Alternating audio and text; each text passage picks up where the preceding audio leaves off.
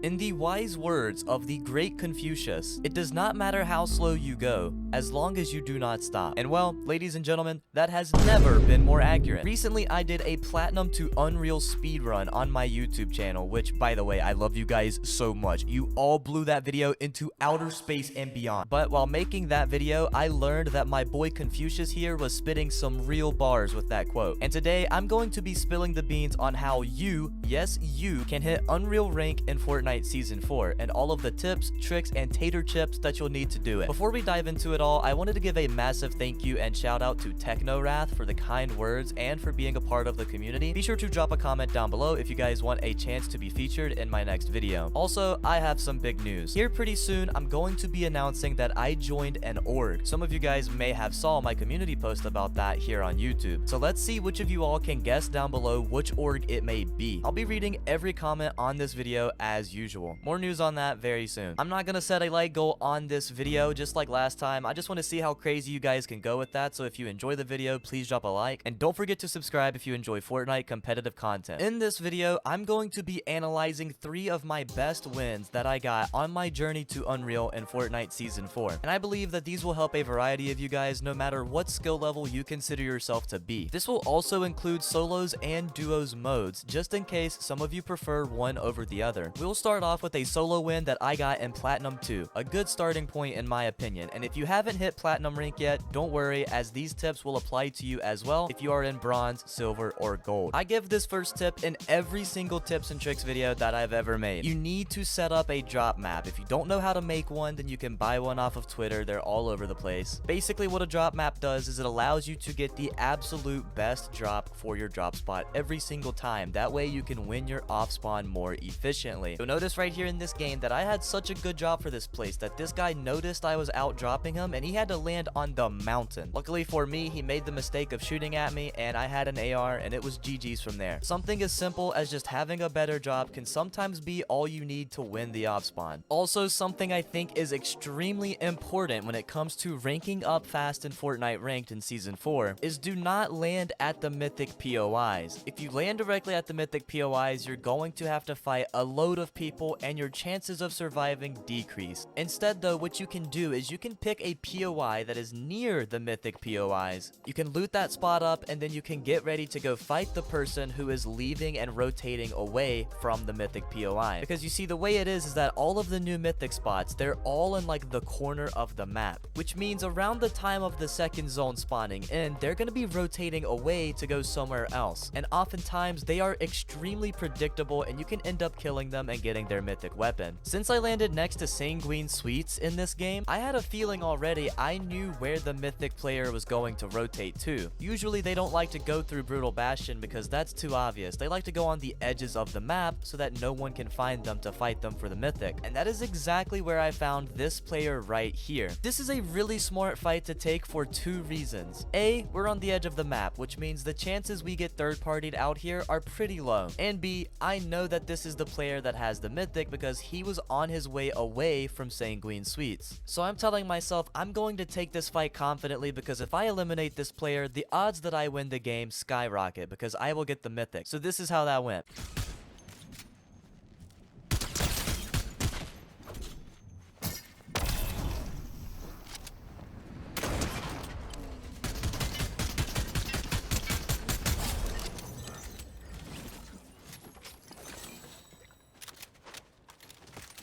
Nice, we got the mythic, bro. Let's go. You see, not to sound like I have an ego or anything, but once I eliminated that player, I knew that I was going to win this game. Having this mythic MK is literally like having a cheat code. The next thing that I like to focus on is collecting my cash because yes, you still get slurp juice from caches in Fortnite Season 4. They also added in these new weather towers that spawn 3 of them across the map each game. So if you have a drop spot that's really close to that, you could play for that because those also give you slurps. But just be aware because there's usually like a few people fighting at each of those every time they spawn in. Going for your cash is going to be the easiest way to get a slurp as it's only between you and one other person. And oftentimes in solos, the other guy just does not go for the same cash as you. The reason being is because people know how long it takes to rank up and they want to avoid fights as much as possible. Now there is still the chance that the other guy tries coming for your cash, and in my opinion, it is almost always worth it to fight for it. Especially if you're somewhere in the middle of the ranks like around platinum or diamond, I would say it's worth it to at least try to get your cash. And if you don't feel comfortable taking the fight, it's not the end of the world if you don't get slurps. But having them just makes it 10 times easier to win the game, so just keep that in mind. Now that I have the loot to win the game, I am super confident to take fights. Since I would consider myself a very high level player, me being in platinum, I was not afraid whatsoever to go take fights confidently, especially considering I had this mythic MK. Plus, this is also from my ranked grind where I was trying to rank up a lot, so I was just keying as much as I could. When you have loot like this, you should not be afraid to fight. I pulled up to Brutal Bastion, I knew I had max mats, so I'm just looking for my next opponent. And that's when I heard these two guys outside of the POI trying to fight.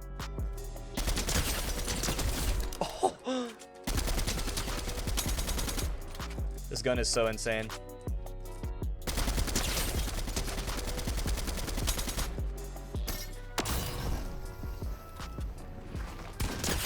Oh my god, dude, no way. Now, if you look back at those two kills, the reason I was really able to clean up both of those kills super quickly was because I was carrying shockwaves. In ranked, you always want to carry shockwaves over the rocket ram. The reason for this is because there is a perk called On The Go Bag, and in ranked, you can get shockwaves simply by opening things like ammo boxes and chests if you have that perk. Now, I will say in competitive tournaments, I know that that is not related to this video, but I do want to mention that there are no shockwaves in competitive events this season. So you will be forced to carry either the rocket ram or crash pads for mobility. But as far as ranked goes, if you're just trying to hit Unreal, you want to have shockwaves in your inventory. As far as actually eliminating those players goes, I was just confident. I was not afraid to get in and get the job done. Now that I have a few kills on the board, I'm feeling confident to continue out this game strong.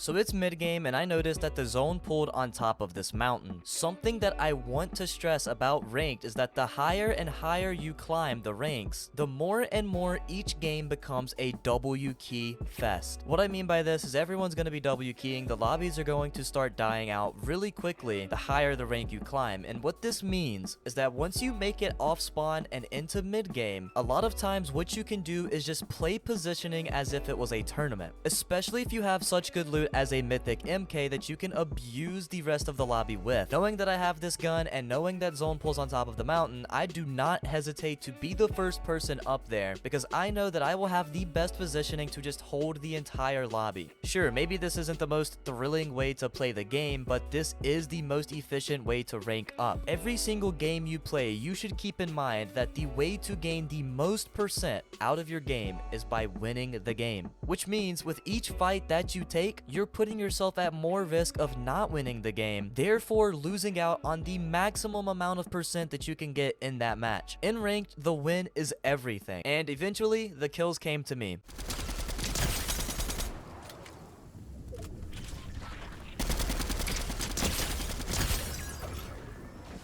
Now, right here, the zone started to tick for 5 HP per tick, so I decided to pop a slurp juice, and knowing I had the rocket ram, I decided to use the rocket ram to rotate into zone. I noticed that zone pulled to my left, and I knew that there was no one behind me, so this was going to be the easiest rotate of my life. I go ahead, I rotate really deep into zone where I know that no one is going to be, and by this point, it's already top 3. One of the players ends up eliminating the other, and now it's a final 1v1. This entire time, I was playing position, just getting the best spot in the zone, whether it be because it was on height, whatever the reason may be. Games will always have zones that pull to different parts of the map. That's what makes Fortnite so unique, is that no two games are the same. My loot still looks outstanding, so since it's the final 1v1, I'm just playing positioning to the max again. And that's when I noticed this player uses a launch pad. Bad. I feel so bad, man.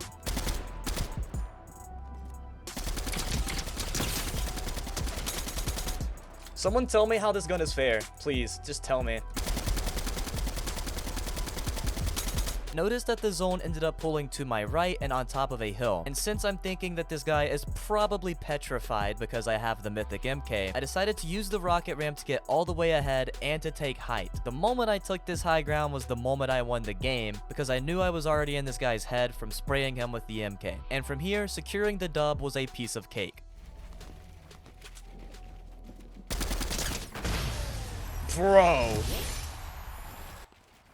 From that game alone, I ended up gaining 52%, over half of a rank, and I guarantee you that most of that percent gain was because I won the match. Now that first game, I would definitely say was probably beginner level. I wasn't fighting versus the greatest opponents on the planet, and some of the tips I were going over were pretty basic beginner level things. So heading into this next game, we're jumping up to the elite rank, and again, we're gonna be in solos in this game, and I think you're going to notice a drastic difference in the level of skill of the enemies that I am playing versus in this game versus the first one I showed you. I'm not gonna lie, it's a pretty obvious difference in skill. You'll also notice that towards the end, there's a little bit more of a late game going on in this game with a good amount of more players than the first one. I figured for this game, I would break down every single kill and how I fought to get that kill, since in the first game, I kinda went over my positioning and what I did to play for the win. And in this game, I'm contested off spawn, and in all honesty, I took a bit of a 50-50 to get this kill. I could have played this fight way slower, gotten some shield, played it a lot smarter because I had no clue what the enemy landed on. So in all honesty, this probably was not the smartest approach to this fight, but it just ended up working out for me. It's like I said in the first game, confidence will take you a long way.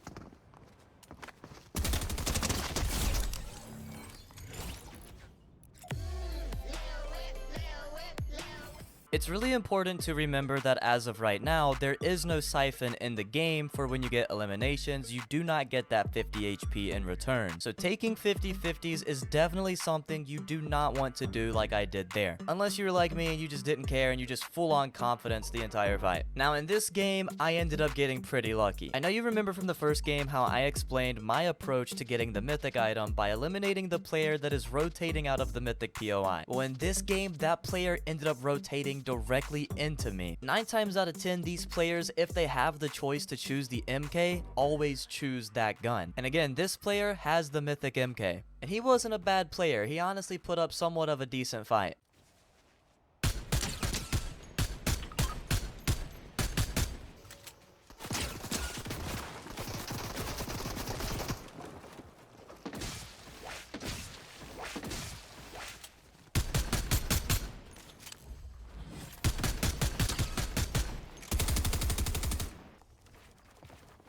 Right here, I decide to go for this play where when the enemy is spraying an AR, a lot of times they won't expect you to go for this peek shot. I jumped from behind my builds and predicted where he would be standing, and I got a little bit of chip damage. From there, the player gets above me, and naturally, since he has a mythic MK, he decides to pressure me. And when I noticed that he was 1 or 2 layers above me, I decided to edit out of this sidewall right here, and I'm going for a side jump high wall play. Notice how I got these 2 walls really high up, and I landed on this floor in order to catch myself. What this allowed me to do was take the fight on the same layer as this player. And right here, he ended up literally just walking straight into my own box where I owned every piece around him. If I really wanted to, I could have held that stare at it for longer instead of instant editing, but I was confident and I ended up cleaning up the fight really quick off of only one play, the high wall play. I played this fight super patient and I basically baited him the entire time. I knew that he had the mythic and I knew that he wanted to be aggressive with it, so I baited that tendency of his to want to be aggressive, and now I have the win condition, the mythic MK yet again. There were so many games in my entire Unreal ranked grind this season where I would end up getting a mythic MK, all because I landed next to a mythic POI. Moving on along, we're following the same formula that I was telling you about in the first game. I'm going for my cash. I don't think there was a single game of solos in my entire ranked grind where I did not at least attempt to get my cash. So we did that, and now our inventory is looking spicier than ever. And that's when this player decided to shoot at me, and I made the goofiest bot mistake I've ever made. I missed the zip line, so I ended up taking 90 fall damage. Luckily for me, I had my slurps, so I just popped one of those, and since this guy was being annoying, I decided to abuse the fact that I had a mythic MK. And yet again, we're taking another fight.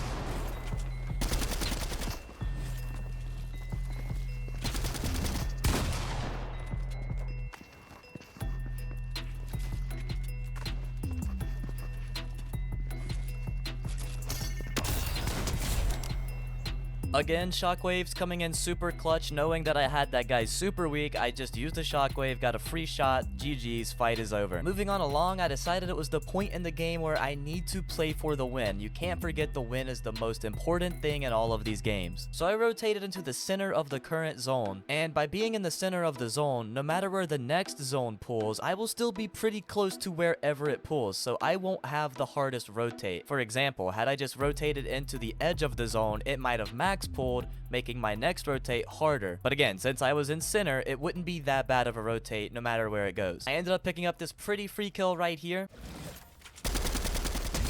And notice how right here, this is the first zone to pull all the way into the storm. The moment I noticed where it goes, I shockwave straight to it. I want to be the very first person there. And instantly, I take whatever the high ground position is. Again, I have this mythic MK. It would be a waste of a game if I did not take height and give myself my full capabilities with this MK. Very much like the first game I showed you, the moment I took height this game was the moment I won. The next few kills that you see me get was all because I had a mythic MK and really good aim.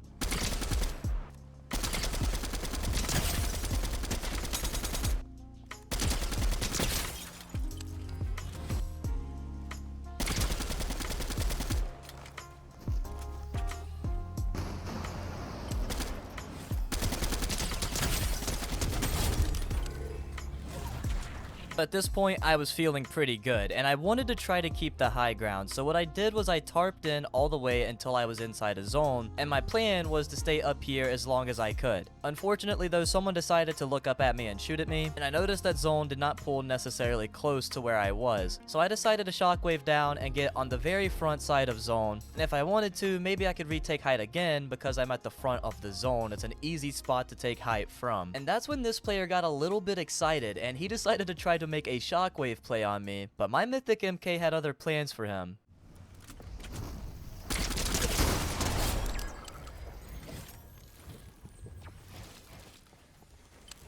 So after that kill, I was confident that I could retake height, and that's exactly what I did. I built up really high, but admittedly, I probably did this a little bit too early. I should have waited until storm started moving everyone into zone, because what I did by building up early right here was I caught attention from someone on the backside who needed to rotate, and he decided to start shooting at all my builds. This easily could have been avoided had I just waited a little bit to go for height again. So I decided again, I'm just gonna shockwave forward. I'm gonna get on the front side of zone even if I don't have height. So I land on the front side, and I built up in the opportunity that maybe I could get height a third time, and that's when somebody shockwaved onto height. So clearly I did not play height perfectly here, and you don't necessarily have to have high ground in order to win the game. If anything, it just makes it a lot easier because you get a way larger field of view on the rest of the remaining players. I tried to shockwave up and deal some damage to the guy on height, but he was pretty high up there and very well established. So from this point, I'm just gonna stay on low ground. So what I did, since there's only two other players than me, is I went into storm and I let these guys fight. Meanwhile, I'm in storm healing off with my white heals. Luckily for me though, it is only a 1v1 now. I knew he was going to be above me, and I saw my opportunity with this mushroom right here to take him by surprise.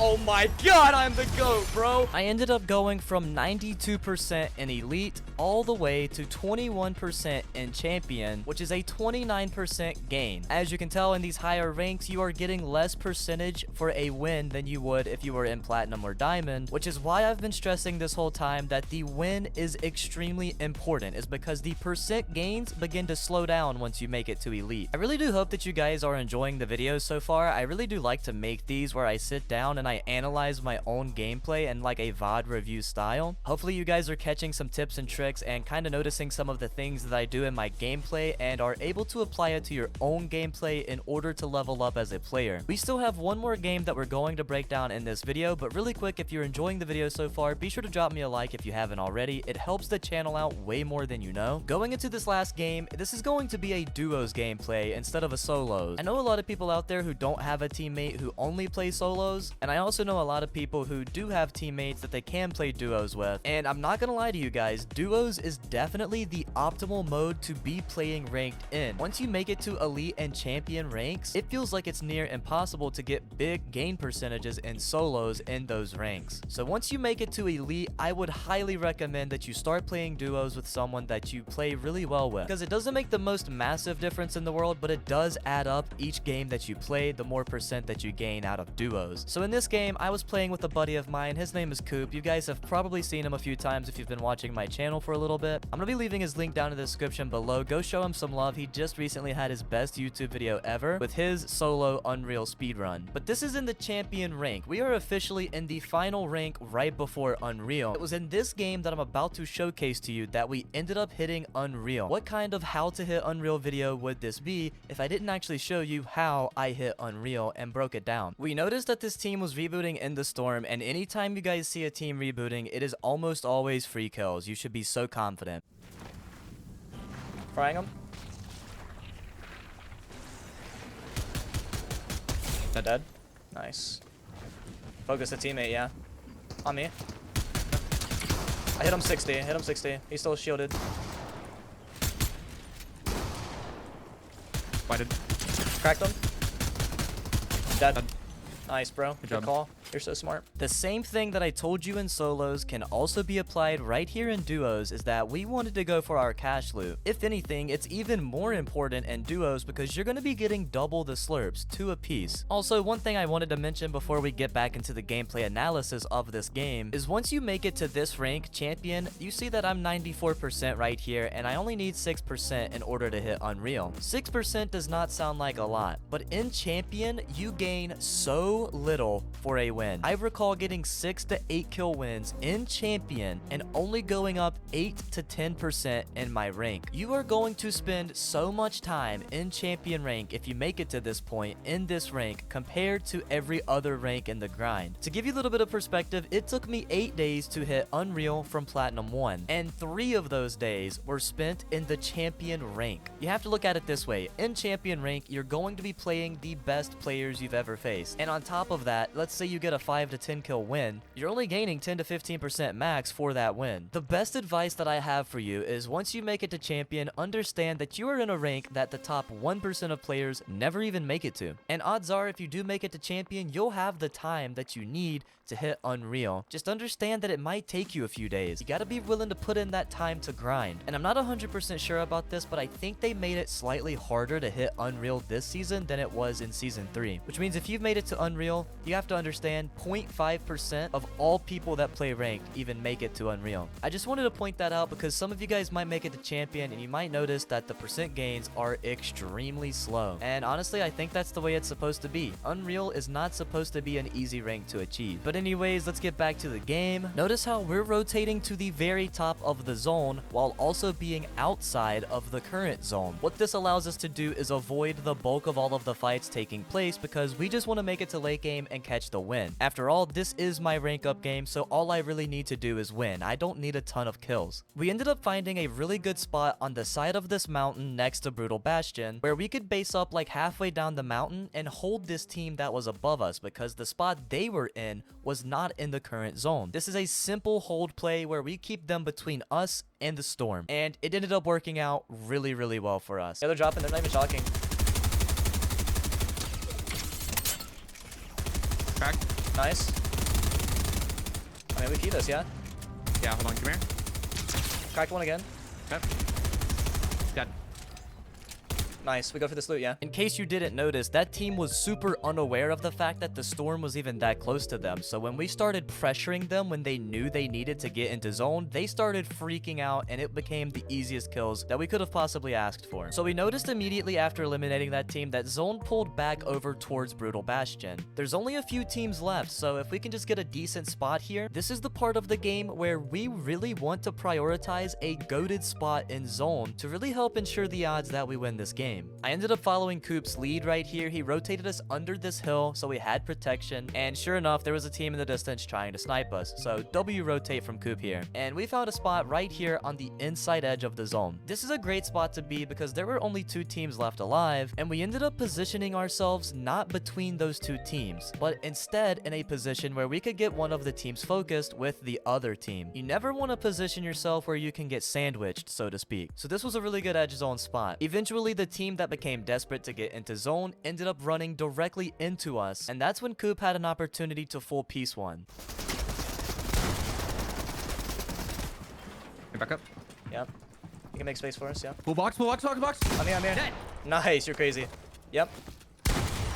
Good job. Mythic MK, you grab it. Unless you don't want it. Wait, that's not MK. Mythic. Yep, the other guy has MK. So I knew that the other team would want to play aggressive and take advantage of the opportunity of us being focused on the other team. That's when I decided to take over and tarp us ahead a little bit, make us a little bit of space, a little bit of room to work with in case we do have to fight that team, but they ended up just staying on height. So we sat here, we chilled for a minute, we're chilling. We have all the mats we need, all the loot we need. We're just gonna play this like a tournament where we literally tarp into zone once Storm starts to move to it. And that's when KOOP had the idea to make this play right here. Here, come here. I could too, I could too. Okay. You crank. You go front. Okay. You crank, and I'll chop him out. Go down. Yep, going now. One dropped on me. Yep. I have height. Okay. I'm with you. Okay. Had to do that. Look at this guy, 40. Yep. Cranking on you. This guy's cranking, yeah. Stay front. Okay, I'm coming up. So now that we have height, our main goal is to suppress everyone that is underneath us and keep them from taking the height from us. However, we noticed that zone was a max pool, and we don't necessarily want to have every other team left in the game focus us because we have height. So we ended up staying on height for just a little bit, and then once Storm started to move in, KOOP decided that we should shockwave to the front side of zone and build up again. This was the perfect play because everyone else was occupied on fighting each other. Meanwhile, we're jumping to the front of the zone and retaking height, basically claiming the strongest position in the game. Once we retook height for the second time, it was honestly history from there. We just kept our high position, pressured everyone below us. Honestly, there's no easier way to win the game. Chopping him. Okay. I'm gonna spray if I can. He fell. Yep, I have height. Coming up. Cracked him. Nice. He's one. I'm up. Dead. Nice, you're crazy. The mythic march right there. 20 on him. Okay. He's on this side. I'm with you. It's a solo versus solo. Okay. I'm gonna get ahead. I'm gonna get ahead. Yep. Yeah. Nice. Popping a slurp. It's a 2v1, I think. Yep. No, he shocked. Shocked. One dead in zone. Okay, just get ahead. Nice, dude. Let's go, bro. Thing that I really wanted to point out was that was our game that I needed to hit Unreal, and it really wasn't even that stacked at the end of the game. There was only like a total of 3 teams right there. So all that it really took in order for us to get height and win the game was really smart initial positioning. Setting ourselves up in spots that we know that we would not get pinched, and knowing when to rotate, when to pressure what team. It's all about timing and good team chemistry. I really hope that you guys enjoyed this video where I analyzed 3 of my best wins in my entire Platinum to Unreal speedrun. If you want to check that video out, it's on my channel as well. It's a 55-minute video, the hardest I've ever worked on anything. Be sure to comment the trophy emoji down below for 2 reasons. 1 being, I'm trying to see who the real ones are like always. And 2, the trophy symbolizes what I believe all of you should strive for, hitting that goal, whether it's Diamond, Elite, Champion, or even Unreal. I know that you guys have it in you to accomplish whatever it is that you desire the most. If you want to see another video of mine, it's on screen now. That would mean the absolute world to me. And as always, guys, I hope you have a fantastic rest of your day or night. It's been your boy JCM, and I will catch you all in the very next video. Peace.